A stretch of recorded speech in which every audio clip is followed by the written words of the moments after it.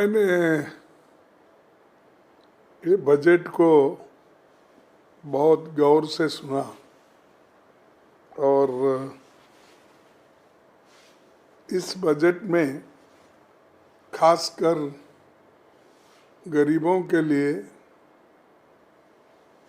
Lower middle class के लिए और मिडिल क्लास के लिए भी कुछ भी उन्होंने नहीं दिया। और दूसरा जो है, ये अंतरिम बजट रहने की वजह से उन्होंने कोई ठोस अनुष्ठान करने का बजट नहीं दिया। सिर्फ काम चलाने के लिए डे टू डे अफेयर्स के लिए ही उनका बजट है। पिछले 10 साल में सरकार ने जितने वायदे किए थे उसका ब्यौरा उन्होंने नहीं दिया। उसमें कितने पूरे हो गए और कितने बाकी है, और बजट में उन वायदों का क्यों नहीं जिक्र किया। आप तो कहते हैं हमने बहुत कुछ किया, तो आप कंपैरेटिव स्टेटमेंट देना चाहिए कि ये 10 साल में हमने ये वायदे किए थे और ये निभाए, लेकिन वो उन्होंने कभी नहीं दिया। वो हमेशा 2014 की ही बात करते, 14 से पहले क्या था, क्योंकि ऐसा उनको महसूस होता है कि 2014 में ही देश को आज़ादी मिली है और मोदी जी आने के बाद ही देश डेमोक्रेसी को देख रहा है और प्रधानमंत्री बने हैं। नहीं तो बाकी पहले प्रधानमंत्री कोई नहीं थे या यहाँ पर लोकतंत्र भी नहीं था। इस भाषा में उन्होंने अपना बजट पेश किया है। मैं पूछता हूँ, सच उन्होंने जो वायदे किए थे 2 करोड़ नौकरियों का कहाँ तक पहुँचा? 15-15 लाख रुपए काले धन बाहर से लाकर देने का, और किसान का इनकम डबल करने का, एमएसपी बढ़ाने का, ये सब उन्होंने कहना था। पहले हमने ये वायदा किया था एमएसपी का, आज ये है। पहले हमने ये वायदा किया था इनकम डबल बनाने का, अब ये है। इसके बारे में कोई जिक्र उनका नहीं है, उन्होंने पूरा भी नहीं किया। 100 स्मार्ट सिटी बनाने का वायदा किए थे, क्या पूरे हो गए, अधूरे हैं? कहाँ तक आपने कंप्लीट किया, वो भी आपने नहीं बताया। उसके बाद मैं और एक आपको इम्पोर्टेंट चीज़ बताना चाहता हूँ कि यूपीए के दौरान एग्रीकल्चर जो डेवलप होता था 4% औसत होती थी, 4% ग्रोथ होती थी, लेकिन आज वो 4% घटकर केवल 1.8 कैसे हो गया, ये हमको समझ में नहीं आ रहा। कृषि का विकास दर 4.6 था, वो इस साल 1.8 है। यूपीए के दौरान हमारी खेती 4% थी, औसत से बढ़ती थी, वो आधा क्यों हुआ? और 31 किसान हर रोज आत्महत्या करते हैं, और वो आत्महत्या मजबूरी में करते हैं, तो क्यों आप उसको रोक नहीं पाए? उसके बारे में इसके में कुछ नहीं है।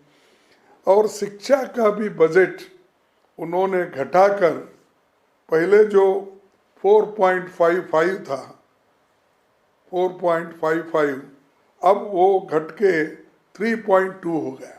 यानी शिक्षा के तरफ भी आपने ध्यान नहीं दिया, किसानों के तरफ ध्यान नहीं दिया, गरीबों के तरफ ध्यान नहीं दिया, मिडिल क्लास के तरफ भी आपने ध्यान नहीं दिया, सिर्फ आप अपने रंगीले भाषण को आप बोलते रहे।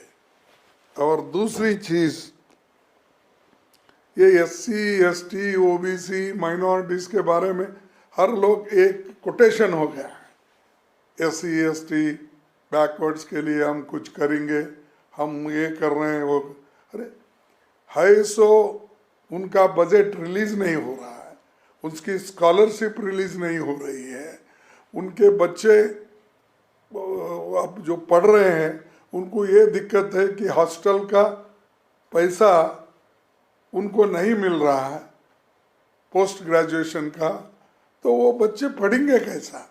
एक तरफ से आप you want to stop their education, उनको फिर जो पहले वो लोग 100 साल पहले जो थे वही स्थिति में आप ले जाना चाहते हैं।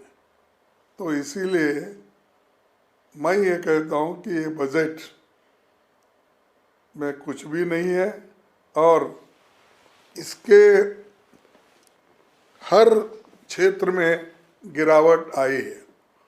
रक्षा क्षेत्र में भी गिरावट है। सालाना, ये तो मैंने कहा 2 करोड़ नौकरियों का, वो तो रोज पर रोज अनएम्प्लॉयमेंट बढ़ते जा रही है।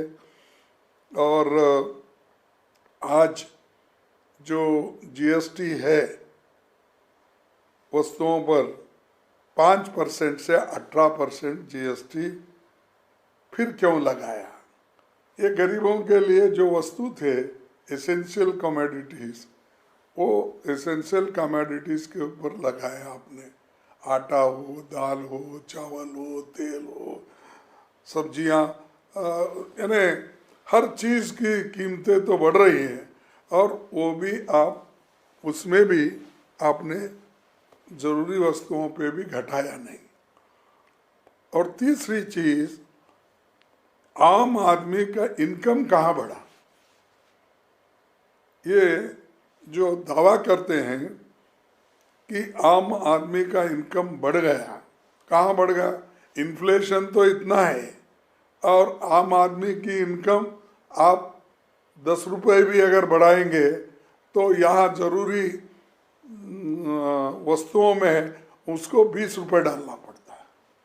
तो ये जो है, ये रूरल वेजेस घट रहे हैं, इंडेक्स के तहत उनको नहीं मिल रहा है, नरेगा के काम भी बंद हो गए। 100 दिन देने का आपका वायदा था, वो घटकर आज आ गया 17-18 दिन काम करने का, क्योंकि आप पैसे ही नहीं रिलीज करते। आप कहते हैं कि खर्च नहीं हो रहा इसलिए हम नहीं दिए। तो अरे आप पैसे रिलीज करते गए तो ही वो मिलता। और आधार बेस्ड काम करने से, इसको लिंक करने से आज गरीब परेशान है, क्योंकि कहीं जंगल में रहते हैं ट्राइबल लोग, SC ST के लोग, कहीं अपने गांव के बाहर रहते, उनको कोई मालूम ही नहीं होता कि आधार कार्ड ये लेना इसके साथ या ले जाना। तो उसके बहुत से चीज़ें ऐसे हैं गांव में, प्रेशर में किसी को दे देते हैं कि कोई सामान खरीदने के लिए, फिर वो पैसे देकर गिरवी रख के वो वापिस लेते हैं। तो ऐसी चीज़ें बहुत है। और वो कह रहे हैं कि 10 साल UPA का, 10 साल जो है NDA का कंपैरेटिव वाइट पेपर वो देना चाहते हैं। अरे वाइट पेपर क्या, हमारे सवाल के जवाब दो ना। 2 करोड़ नौकरियों का, किसानों का, अनएम्प्लॉयमेंट का, इन्फ्लेशन का, यही तुम्हारे आपका मालूम होता है। सवाल देने का, पेट्रोल का पहले क्या था, डीजल पहले क्या था, क्रूड ऑयल की प्राइस पहले क्या थी, गैस केरोसिन की क्या प्राइस थी। अरे इसमें आप बोल सकते हो, वो सब छोड़ के हम 10 साल का, ये कंपटीशन क्या सिर्फ UPA और NDA का है क्या? देश के लिए आप क्या किए वो इम्पोर्टेंट है। गरीबों की इनकम कितना बढ़ा है और गरीबों को कितना सुख और चैन दिए, विद्यार्थियों को, युवकों को कितना लाभ हुआ आपसे, वो इम्पोर्टेंट है। बाकी के सब चीज़ें पुराने हैं, वो लॉन्च करेंगे, ये लॉन्च करेंगे, ये तो उनका पहले से ही कहना है। तो दरअसल किसी भी बजट के दो काम होते, एक पिछले साल का ब्यौरा देना, पिछले साल आपने क्या क्या किया और आगे क्या करने वाले, विजन देना। तो ये इसमें कोई भी नहीं है, ना विजन है ना पिछले साल का असेसमेंट या ब्यौरा हमारे को दिया है। तो टोटली हम ये कहेंगे कि ये बजट, ये दोनों चीज़ तो मिसिंग है, उसके अलावा भी ये बजट, इसमें कुछ भी नहीं, सबको उन्होंने टोपी डाल दिया है।